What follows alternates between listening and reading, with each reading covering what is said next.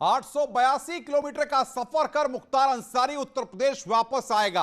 आज उसकी वापसी हो रही है उत्तर प्रदेश में और रोपड़ जेल से इस वक्त बड़ी खबर हमारे पास आ रही है। रोपड़ जेल का रिकॉर्ड चेक कर रही है उत्तर प्रदेश पुलिस। मुख्तार का रिकॉर्ड वहां पर चेक किया जा रहा है। थोड़ी देर में मुख्तार को लेकर निकलेगी पुलिस। मुख्तार की एंबुलेंस काफिले के बीच में चलेगी, यह जानकारी न्यूज़ 18 दे रहा है अपने दर्शकों को। सबसे पहले पूरी सुरक्षा के बीच में बांधा आएगा मुख्तार। थोड़ी देर में मुख्तार को लेकर पुलिस वहां से निकलेगी। जो पूरा काफिला होगा, वो पूरे काफिले में जो गाड़ियां होंगी वो इस वक्त रोपड़ जेल के अंदर वहां पर मौजूद हैं और न्यूज़ 18 आपको हर अपडेट सबसे पहले दे रहा है। लगातार ये एक्सक्लूसिव कवरेज हमारी जारी है। रोपड़ जेल में ग्राउंड जीरो पर हमारे दो संवाददाता मौजूद हैं जो लगातार पल पल की जानकारियां हम तक पहुंचा रहे हैं। और जब ये गाड़ियां रोपड़ जेल पहुंची थी, ये काफिला रोपड़ जेल पहुंचा था, तब की एक्सक्लूसिव तस्वीरें हमने सबसे पहले अपने दर्शकों तक पहुंचाई थी। और इस वक्त आपको बता दें कि फिलहाल रिकॉर्ड चेक किया जा रहा है। उत्तर प्रदेश पुलिस के अफसर जो वहां पर पहुंचे हुए हैं, जो तमाम सुरक्षा की गाड़ियां हैं, वो इस वक्त रोपड़ जेल में ही हैं और इस वक्त अंदर वहां पर रिकॉर्ड चेक किए जा रहे हैं। और इन रिकॉर्ड्स को चेक करने के बाद अब जो आगे की प्रक्रिया है वो उसके बाद बढ़ेगी। इधर मुख्तार अंसारी को लेकर डिप्टी सीएम दिनेश शर्मा का क्या कुछ कहना है, आइए आपको दिखाते हैं। अंसारी को लेने के लिए टीम निकल चुकी है, पंजाब में है। हम बात करेंगे डिप्टी सीएम दिनेश शर्मा से। सर, मुख्तार अंसारी को लेकर के जिस तरह से यूपी सरकार काम कर रही है, आप उसको लेने के लिए उनको टीम गई हुई है, क्या रहेगा आगे? सब लोग तरह तरह के मैं बस इतना कह सकता हूं कि माननीय मुख्यमंत्री जी ने जब शपथ ली थी तो उन्होंने भ्रष्टाचार और अपराध के विरुद्ध जीरो टॉलरेंस की नीति को अपनाया है। व्यक्ति विशेष के बारे में ना तो वो रणनीति बनाते हैं और ना ही किसी के प्रति कोई ऐसी कार्रवाई करते हैं कि जो लगे कि व्यक्ति विशेष के खिलाफ है। अपराध के खिलाफ उनकी मुहिम है और अपराध करने वाला कोई भी व्यक्ति होगा, कितना भी बड़ा व्यक्ति होगा, उसके प्रति जीरो टॉलरेंस की नीति सरकार की है। पंजाब सरकार ने जिस तरह से मुख्तार अंसारी को लेकर के कई बार जो सामने आया, उसको लेकर के क्या कहें? क्या राजनीति कर रही है पंजाब सरकार? नहीं, देखिए, हमेशा से भारतीय जनता पार्टी ने अपराध के खिलाफ अपनी जो नीति अपनाई है, दूसरे दलों ने उसको फॉलो नहीं किया है। दूसरे दलों ने राजनीति का आधार दलीय, सांप्रदायिक और क्षेत्रवाद, कभी विभिन्न प्रकार के मुद्दों के आधार पर और उन्होंने राजनीति की है और समय समय पर अपराधियों को संरक्षण देने का काम भी विभिन्न दलों ने किया है। तो ये उनकी अपनी नीति है। भारतीय जनता पार्टी की नीति स्पष्ट है, जीरो टॉलरेंस।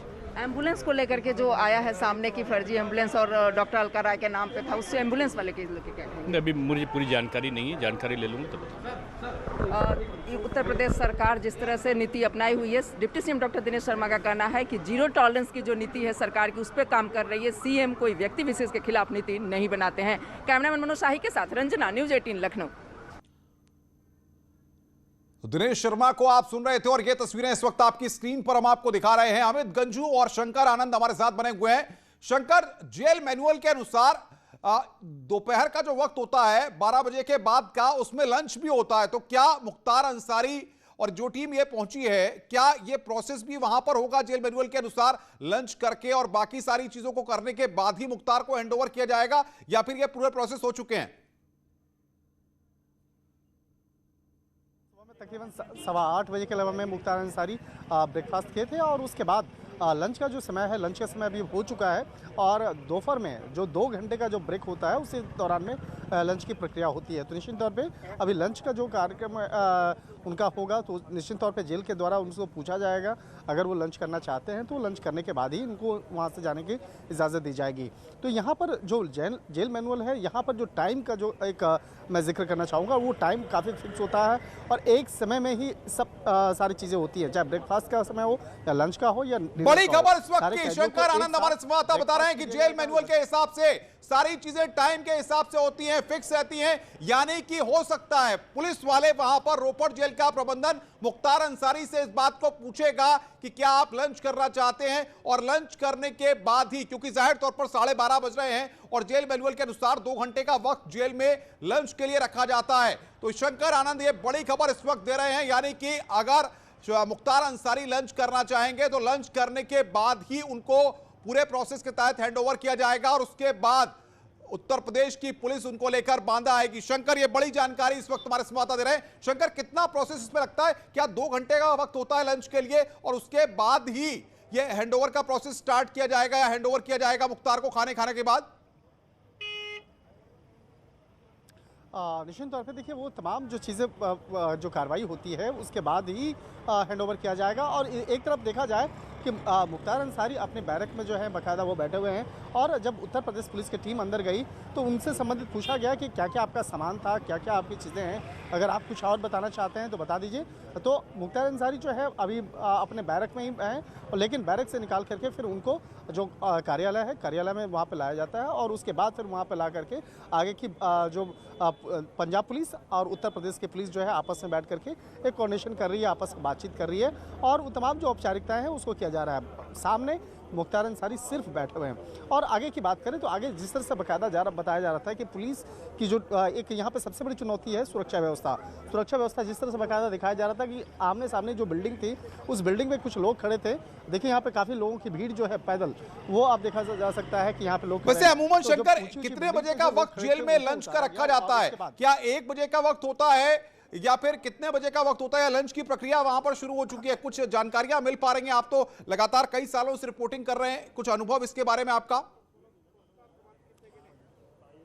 देखिए 2 घंटे का जो समय होता है वो 2 घंटे में लंच, और लंच के साथ पे उसके बाद आराम का होता है कि 1 घंटा आप लंच करें, और 1 घंटे के बाद आप डेढ़ घंटा से लेकर 2 घंटे के बीच में आप आराम कर सकते हैं। तो कैदियों के लिए ऐसी व्यवस्था होती है। हालांकि यहाँ पर मैं आपको जेल के बाहर में दिखाना चाहूँगा कि यहाँ पर फिलहाल पूरी शांति है, और जो प्रक्रियाएं हैं वो अंदर चल रही हैं। तो जेल मैनुअल। अमित गंजू भी हमारे साथ जुड़े हुए हैं। शंकर, मैं रोकूंगा, अमित गंजू भी रोपड़ जेल के बाहर है। अमित, बताइए क्या अपडेट आपको मिल पा रहा है, और जिस तरीके से लंच की बात सामने आ रही है, क्योंकि जाहिर तौर पर 1 बजे के आसपास लंच का भी टाइम होता है, तो क्या लंच की प्रक्रिया होगी? लंच करेंगे मुख्तार अंसारी और उसके बाद हैंडओवर किया जाएगा, उसके बाद ये काफिला निकलेगा वहां से?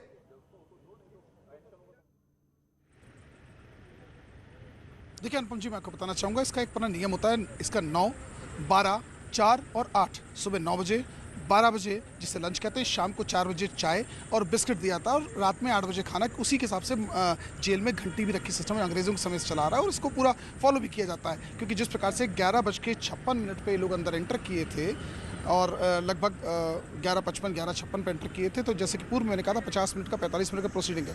अब अगर हमारे सूत्र जो हमें बता रहे हैं कि अभी लंच नहीं कर रहा है, अभी सिर्फ पेपर वर्क हो रहा है। जो DYSP हैं वो जेलर के कमरे में बैठे हैं और पेपर की प्रोसीडिंग्स चल रही हैं, जो अब से 3 से 4 मिनट पुरानी बात है। उसमें कुछ मेडिकल डॉक्टर्स की टीम में से सिर्फ डॉक्टर त्रिपाठी अंदर एंटर किए हैं, डिप्टी SP अंदर एंटर किए हैं, और एक इंस्पेक्टर जो बांदा पुलिस लाइन से, यानी 3 लोग टोटल अंदर एंटर किए हैं। और मुख्तार अब अपने बैरक से उन कक्ष की तरफ, जेलर सुपरिटेंडेंट के कक्ष की तरफ आ चुका है। ये सबसे बड़ी खबर न्यूज़ 18 अपने दर्शकों को आपके बड़ी खबर इस वक्त की मुख्तार अंसारी बैरक से बाहर निकल के जेल सुपरिटेंडेंट के ऑफिस में आ गया है। अमित गंजू रोकेंगे इस वक्त आपको। अमित गंजू हमारे संवाददाता इस वक्त की ब्रेकिंग न्यूज दे रहे हैं। न्यूज़ 18 अपने दर्शकों को इस वक्त की सबसे अहम जानकारी दे रहा है कि मुख्तार अंसारी अपने बैरक से, यानी कि जहां पर उसको रोपड़ जेल में रखा गया था, वहां से वो बाहर निकल के आया है, और जेल सुपरिटेंडेंट का दफ्तर है जहां पर उत्तर प्रदेश पुलिस के अधिकारी भी पहुंचे हुए हैं। क्या अमित, अब जब बैरक से निकल के वहां पर जेल सुपरिटेंडेंट के ऑफिस में आ गया है, तो वहीं पर उत्तर प्रदेश पुलिस के जो अधिकारी पहुंचे हुए हैं हैंडओवर लेने के लिए, वो भी वहीं पर मौजूद हैं? देखिए अनुपम जी, आप इतने सीनियर एंकर और निश्चित तौर पर आपने तमाम ऐसी घटनाएं देखी भी और सुनी भी होंगी। इसमें सिस्टम ये होता है कि जो भी बिलोंगिंग्स होती हैं, चाहे उसकी घड़ी, उसकी चश्मा, उसका पेन, उसका मोबाइल, या उसके पर्स, या उसका वॉलेट, या उसके साथ जो भी बिलोंगिंग्स होती हैं, वो अब हैंडओवर कराई जाएंगी, वो भी पुलिस की मौजूदगी में। और जो उसके ड्रेसेस होंगी, या उसके जो कपड़े होंगे, या उसके साथ जो भी हर आदमी बुक्स रखता है अपने साथ, कुछ लोग अपने साथ किताब, कुछ लोग अपने पेपर्स, कुछ अपने फाइल, कुछ पेन, ऐसी तमाम, सॉरी पॉइंटेड चीज़ पेन कोई नहीं रखी जाती, पेन ऑन डिमांड दिया जाता है, वो भी पेंसिल। अपने जो भी सामान उनके जेलर के कमरे में जमा होगा, क्योंकि एक माल खाने में सारा सामान रखा जाता है, और जब या तो कैदी शिफ्ट होता है या बाइज्जत बरी होता है, तो सारा सामान एक प्रोसीडिंग के थ्रू होता है। उस कागज, उस पेपर की अब मिलान चल रही है, जो हमारे सूत्र बताते हैं कि वो कक्ष में पहुंच चुके हैं, और उनके सामान की अब मिलान होगी, और उसके बाद आगे पेपर की प्रोसीडिंग होगी, और उसके बाद इसी रास्ते से वो यहां से बांदा के लिए ले जाया जाएगा। अमित, क्योंकि जाहिर तौर पर यह पूरा मसला सुप्रीम कोर्ट के दखल के बाद हुआ है, और सुप्रीम कोर्ट के कहने पर ही मुख्तार अंसारी को रोपड़ जेल से उत्तर प्रदेश शिफ्ट किया जा रहा है, तो ऐसे में अधिकारी कोई चूक बरतना नहीं चाहेंगे कि कहीं कोर्ट के निशाने पर आ जाएं।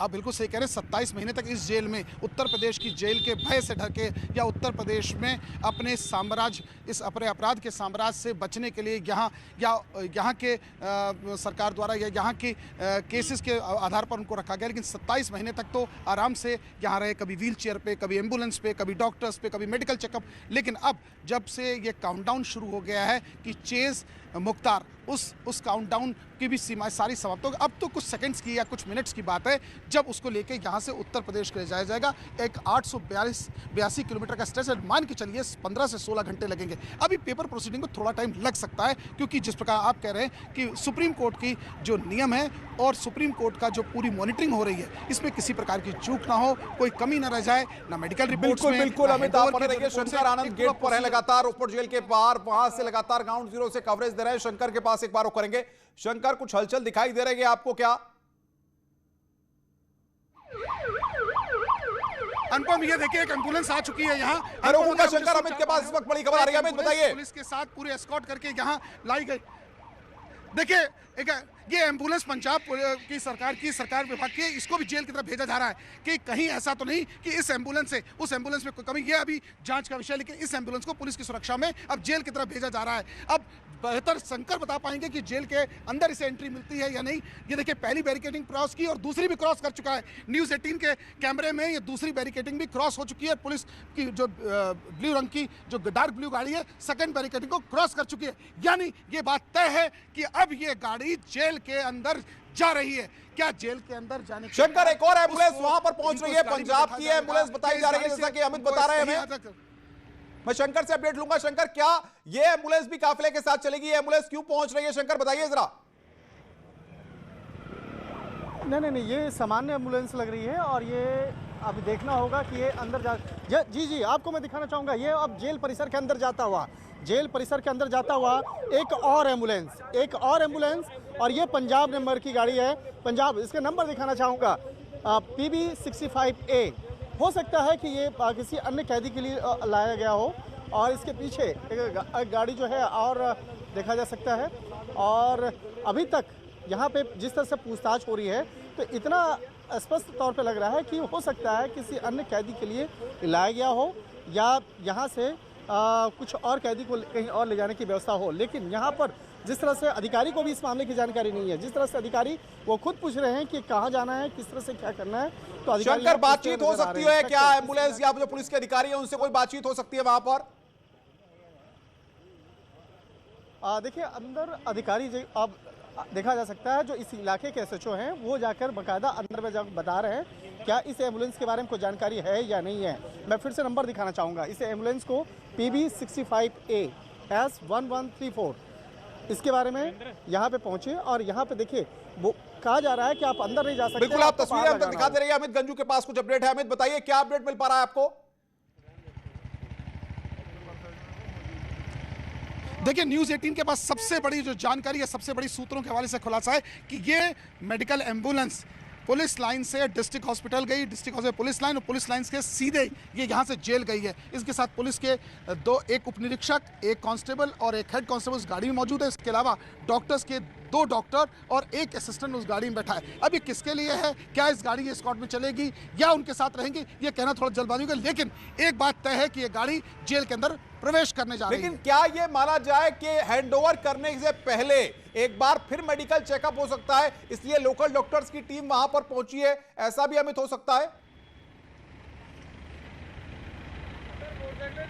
देखिए होने को ये भी हो सकता है और होने को ये भी हो सकता है कि कोई दूसरे मरीज के लिए भी ये एम्बुलेंस बुलाई गई हो। लेकिन ये कोई इंसिडेंस ही माना जा सकता है या नहीं, वो तो अंदर जाके जब पहुंचेगी और इस पर कौन बैठ के निकलता है, या ये एस्कॉर्ट के साथ जाती है, या ये असिस्ट करती है, या इसे स्टैंड बाई में रखा जाता है, ऐसे तमाम सवाल है जिस पर पर्दा उठना अभी बाकी है। उसके लिए थोड़ा हमारे शंकर अगर पहले से एम्बुलेंस मुख्तार मामले में आई होती तो शायद पुलिस वालों को जानकारी होती। हम देख रहे हैं कि गेट पे इसको रोका गया, यानी कि पुलिस वालों को इसकी जानकारी थी नहीं वहां पर।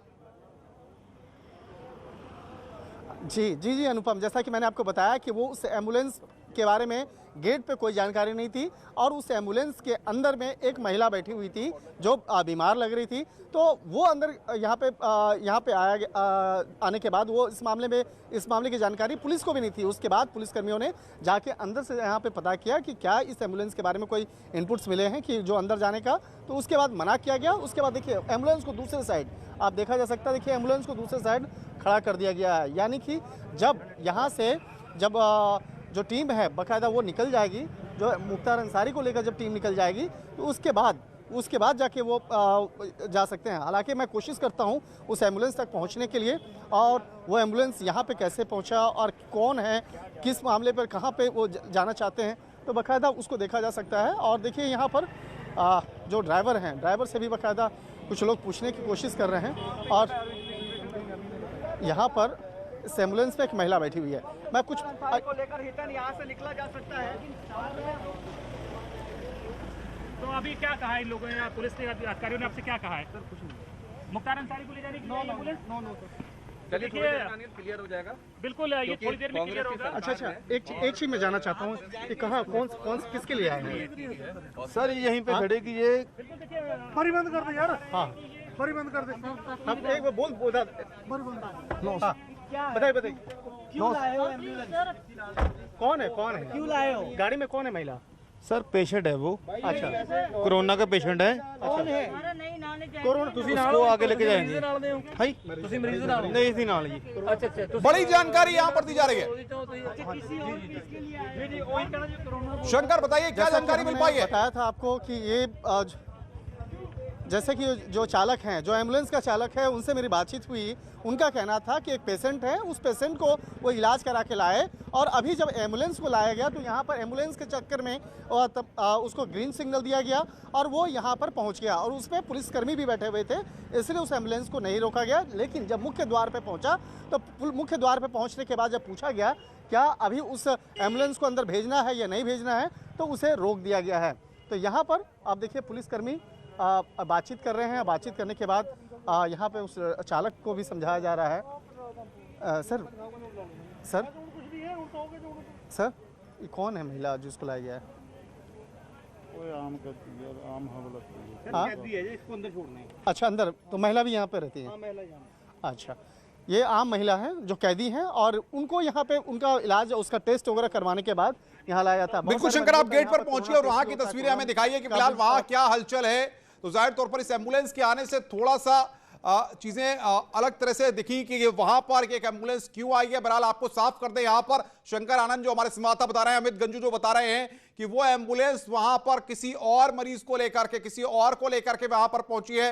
मुख्तार अंसारी को जिस एम्बुलेंस में लेकर के आया जाएगा वो इस वक्त रेपो जेल में बहुत पहले ही पहुंच चुकी है। शंकर,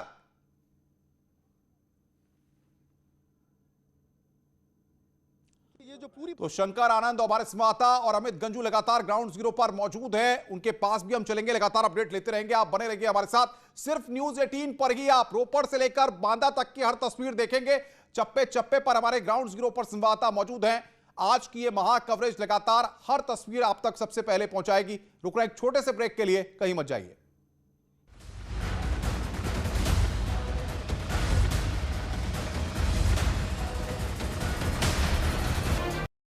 देखिए यूपी एक्सप्रेस 100 सिर्फ न्यूज 18 उत्तर प्रदेश उत्तराखंड पर।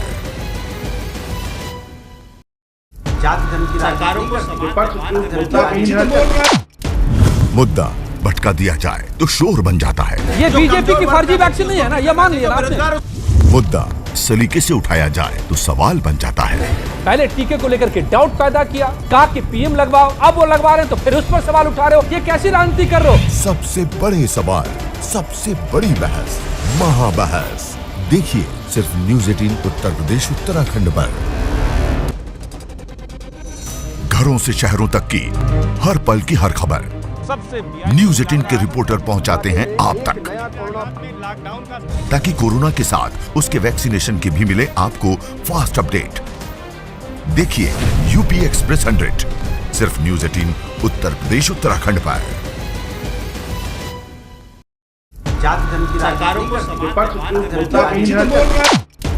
मुद्दा भटका दिया जाए तो शोर बन जाता है। ये बीजेपी की फर्जी वैक्सीन नहीं है ना, ये मान लिया ना आपने। मुद्दा सलीके से उठाया जाए तो सवाल बन जाता है। पहले टीके को लेकर के डाउट पैदा किया, कहा कि पीएम लगवाओ, अब वो लगवा रहे हैं तो फिर उस पर सवाल उठा रहे हो, ये कैसी राजनीति कर रहे हो? सबसे बड़े सवाल, सबसे बड़ी बहस, महाबहस देखिए सिर्फ न्यूज़ 18 उत्तर प्रदेश उत्तराखंड पर। घरों से शहरों तक की हर पल की हर खबर न्यूज़ 18 के रिपोर्टर पहुंचाते हैं आप तक, ताकि कोरोना के साथ उसके वैक्सीनेशन की भी मिले आपको फास्ट अपडेट। देखिए यूपी एक्सप्रेस 100 सिर्फ न्यूज़ 18 उत्तर प्रदेश उत्तराखंड पर।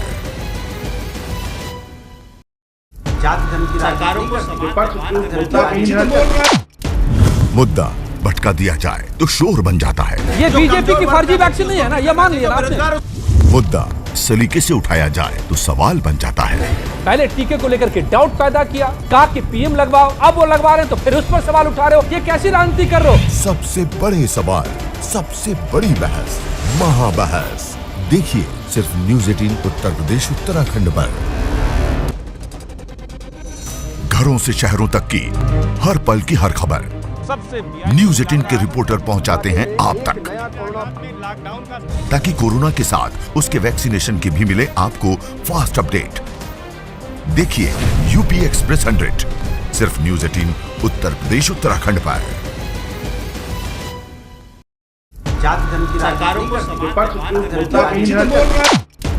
मुद्दा भटका दिया जाए तो शोर बन जाता है। ये बीजेपी की फर्जी वैक्सीन नहीं है ना, ये मान लिया ना आपने। मुद्दा सलीके से उठाया जाए तो सवाल बन जाता है। पहले टीके को लेकर के डाउट पैदा किया, कहा कि पीएम लगवाओ, अब वो लगवा रहे हैं तो फिर उस पर सवाल उठा रहे हो, ये कैसी राजनीति कर रहे हो? सबसे बड़े सवाल, सबसे बड़ी बहस, महाबहस देखिए सिर्फ न्यूज़ 18 उत्तर प्रदेश उत्तराखंड पर। घरों से शहरों तक की हर पल की हर खबर न्यूज़ 18 के रिपोर्टर पहुंचाते हैं आप तक, ताकि कोरोना के साथ उसके वैक्सीनेशन की भी मिले आपको फास्ट अपडेट। देखिए यूपी एक्सप्रेस 100 सिर्फ न्यूज़ 18 उत्तर प्रदेश उत्तराखंड पर।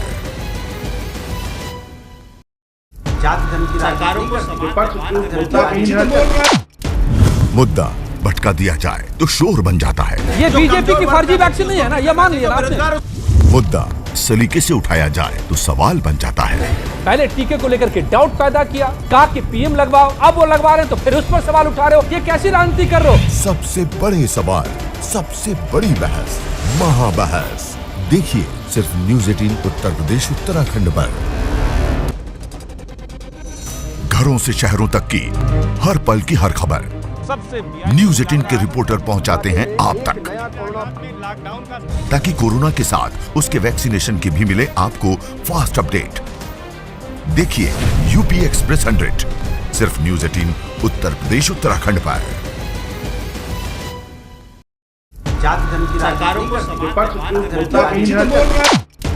मुद्दा भटका दिया जाए तो शोर बन जाता है। ये बीजेपी की फर्जी वैक्सीन नहीं है ना, ये मान लिया ना आपने। मुद्दा सलीके से उठाया जाए तो सवाल बन जाता है। पहले टीके को लेकर के डाउट पैदा किया, कहा कि पीएम लगवाओ, अब वो लगवा रहे हैं तो फिर उस पर सवाल उठा रहे हो, ये कैसी राजनीति कर रहे हो? सबसे बड़े सवाल, सबसे बड़ी बहस, महाबहस देखिए सिर्फ न्यूज़ 18 उत्तर प्रदेश उत्तराखंड पर।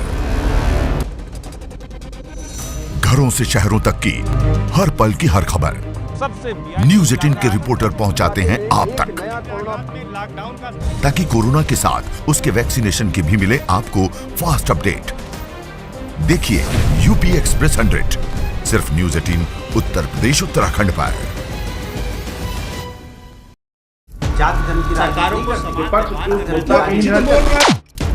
मुद्दा भटका दिया जाए तो शोर बन जाता है। ये बीजेपी की फर्जी वैक्सीन नहीं है ना, ये मान लिया ना आपने। मुद्दा सलीके से उठाया जाए तो सवाल बन जाता है। पहले टीके को लेकर के डाउट पैदा किया, कहा कि पीएम लगवाओ, अब वो लगवा रहे हैं तो फिर उस पर सवाल उठा रहे हो, ये कैसी राजनीति कर रहे हो? सबसे बड़े सवाल, सबसे बड़ी बहस, महाबहस देखिए सिर्फ न्यूज़ 18 उत्तर प्रदेश उत्तराखंड पर। घरों से शहरों तक की हर पल की हर खबर न्यूज़ 18 के रिपोर्टर पहुंचाते हैं आप तक, ताकि कोरोना के साथ उसके वैक्सीनेशन की भी मिले आपको फास्ट अपडेट। देखिए यूपी एक्सप्रेस 100 सिर्फ न्यूज 18 उत्तर प्रदेश उत्तराखंड पर।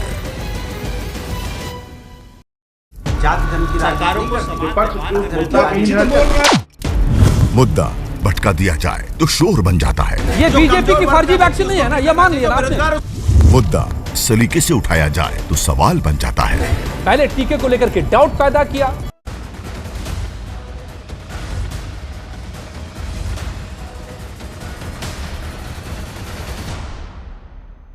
न्यूज 18 की महा कवरेज लगातार जारी है और इस वक्त एक बड़ा अपडेट आ रहा है। मुख्तार पर हो रही कार्रवाई को लेकर पूर्व विधायक कृष्णानंद राय के बेटे पीयूष राय ने कहा है कि उत्तर प्रदेश सरकार माफियाओं के खिलाफ लगातार कार्रवाई कर रही है। उन्होंने कहा है कि उन्हें योगी आदित्यनाथ सरकार पर पूरा भरोसा है, अब इंसाफ जरूर मिलेगा। देखिए, मैं एक चीज मानता हूं कि आज माननीय योगी आदित्यनाथ जी की सरकार है जो ये कार्रवाई कर पाई। उसमें भी मैं ये मानता हूं कि माननीय पूजनीय महंत जी हैं जिसके चलते ये कार्रवाई हो पाई, वरना इनके अलावा मुझे नहीं था कि कोई इस तरीके की कार्रवाई इन माफियाओं के खिलाफ। मैं केवल मुख्तार नहीं कर रहा हूँ, अतीक अहमद हो, मुख्तार हो, चाहे विकास दुबे हो, चाहे कोई व्यक्ति हो, जो माफिया है, जो अपराधी है, वो अपराधी है। उस समय कुछ ये आई कि नहीं कुछ जातिगत लोगों पर विशेष ध्यान दिया जा रहा है, ऐसा कोई नहीं है। आज धनंजय सिंह को देखिए, उनको भी जेल के पीछे डाला गया, उनके पर कार्रवाई हुई। चाहे ब्रिजेश सिंह हो, उनके भी लगातार कार्रवाई हो रही हो। कोई भी व्यक्ति एक पक्ष के नहीं है। वो जब एक प्रदेश के मुख्यमंत्री जब बने तो उन्होंने एक चीज़ ठान लिया है कि मैं अपराध को ख़त्म कर दूंगा। थोड़ी जड़ें बड़े मजबूत हैं, भले ही 3 साल 4 साल उन्होंने किया है, तो मुझे एक चीज़ भरोसा है कि पूजनीय महंत जी इसको किसी स्तर तक इस प्रदेश में अपराध को खत्म करके ही रहेंगे। और मुझे उनके पे बहुत भरोसा है कि नहीं, एक ऐसा मुख्यमंत्री इस प्रदेश में आया है कि जो अपराध से जीरो टॉलरेंस की नीति अपनाता है। रुक रहे हैं थोड़ी देर के लिए। मुख्तार की वापसी पर न्यूज 18 की कवरेज लगातार जारी है।